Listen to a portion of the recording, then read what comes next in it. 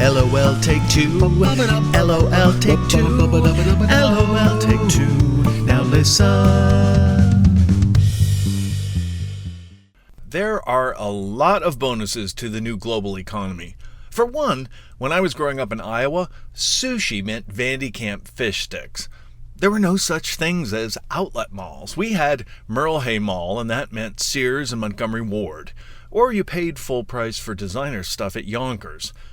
One of the biggest changes is that back in the day, you got a job and stayed there your entire career. You put in your time, you complained about it, you got a pension, and that was that. Parents discouraged their kids from a creative career, aka show business, because that meant instability, going from job to job and never making enough for your golden years. Of course, show business was the path I chose many decades ago, and yes, that path was and is full of insecurity, self-doubt, and lean times. An audition is a job interview, and you go on them over and over again in hopes that the job you book gets you from here to there. You have to be on your toes, continually update your resume, photographs, keep in touch with people you know. Most often it seems like a lot of running around for very little payoff, until you book a gig. And sometimes that gig can be fantastic. Whether it's playing in a play or musical you love, or booking a TV show or commercial that pays your bills for a couple of years. If you're smart, you enjoy the hell out of it when it happens, because once that job is over, you think, oh crap, that's it, I'll never work again. And you hit the pavement, back to square one. Fortunately, I trained for this hamster wheel growing up. The allowance my folks gave me was pretty stingy, especially compared to that of my cousins.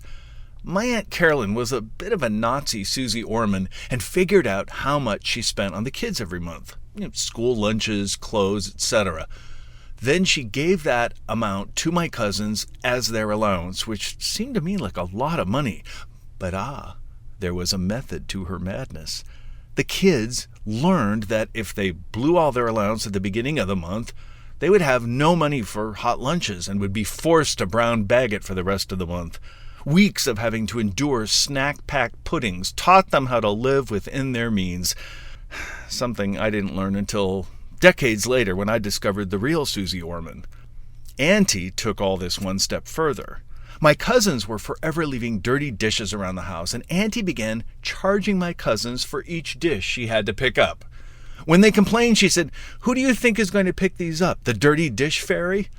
My cousin Mark once owed Auntie money, which was taken out of his next month's allowance. Tough love, sure, but they learned, and the dirty dish fairy got to make a few bucks. Like I said, my allowance was nothing like my cousin's, and fortunately, I actually like snack-pack puddings. Don't judge. So I started working for extra money early in my life. In Iowa, you could get a permit to work at the ripe old age of 14, and I took advantage. My first real job was a busboy at the Travelodge Motel off the I-35, but more often than not, they'd have me deliver room service, sometimes with cocktails, which was totally illegal.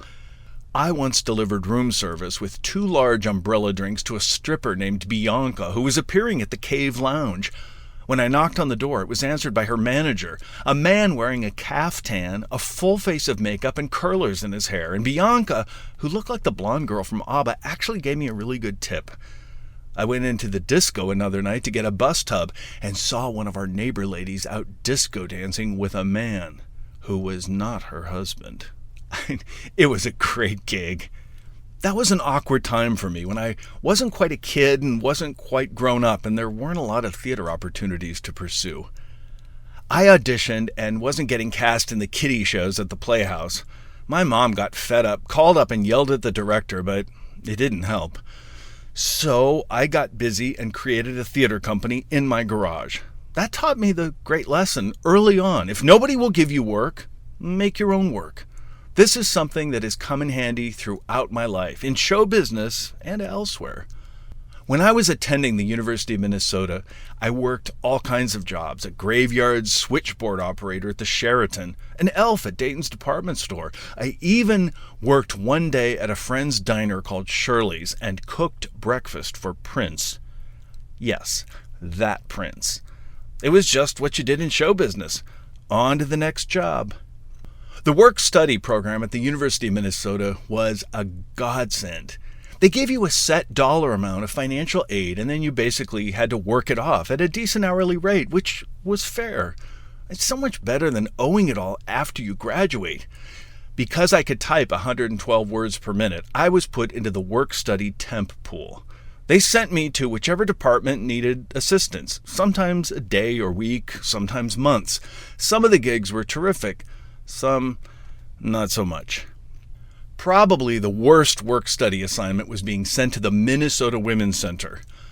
It was located in the basement of the same building as the campus counseling center.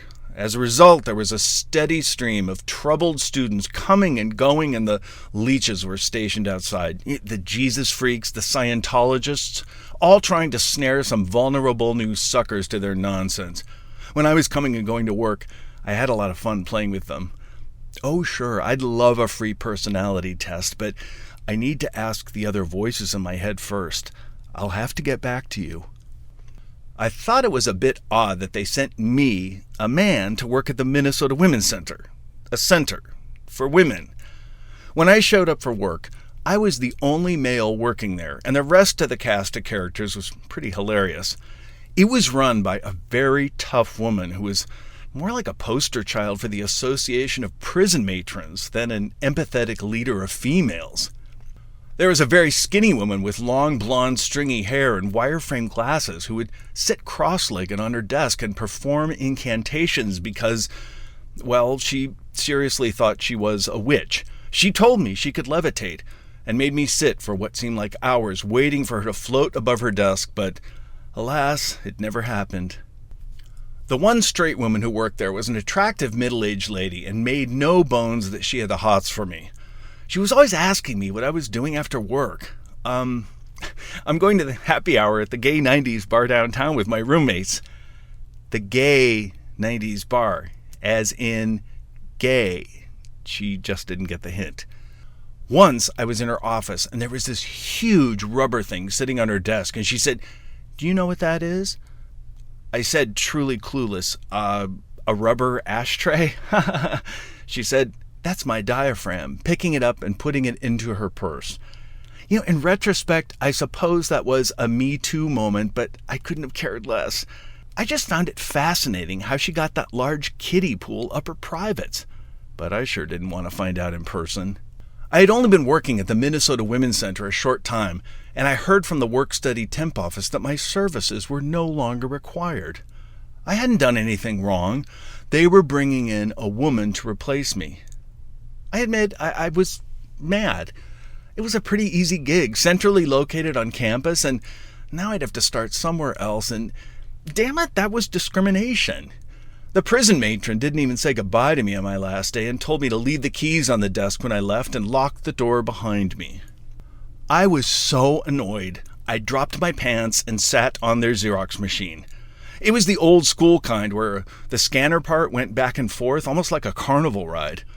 I rode this thing back and forth, taking a couple of dozen Xeroxes of my backside squished onto the glass, and I hid them throughout files at the Minnesota Women's Center.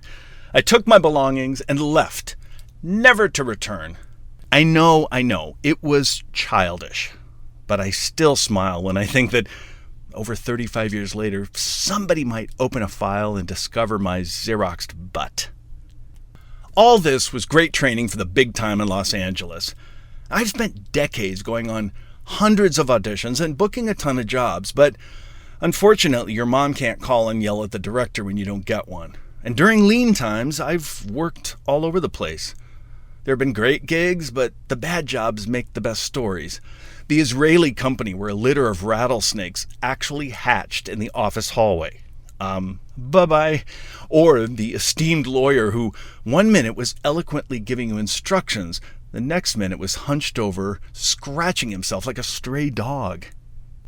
Now it seems the global economy has everybody in the show business pool. You have to keep up your resume on LinkedIn, be ready for job interviews and networking because you never know when your company will throw you to the curb. Millennials seem to get it, but people of my generation who remember pensions and working for one company are frankly bitter. Unfortunately, a lot of them are the ones who also want to buy a $3 polo shirt at Walmart. And guess what? They aren't going to pay somebody making a $3 polo shirt a middle-class wage. Sorry, kids. 11-year-old Ming Li in China is going to get that job. I was talking to a guy who doesn't like his boss of 12 years and now finds himself out in the job-seeking world trying to find a new gig. He was whining to me about having to keep up his resume and go out on endless interviews before even being considered. I looked at his turquoise $3 Walmart polo shirt, thought of little Ming Li, and in my most understanding and caring way, looked him right in the eye and said, "Welcome to show business." LOL take two. LOL take two. LOL take two.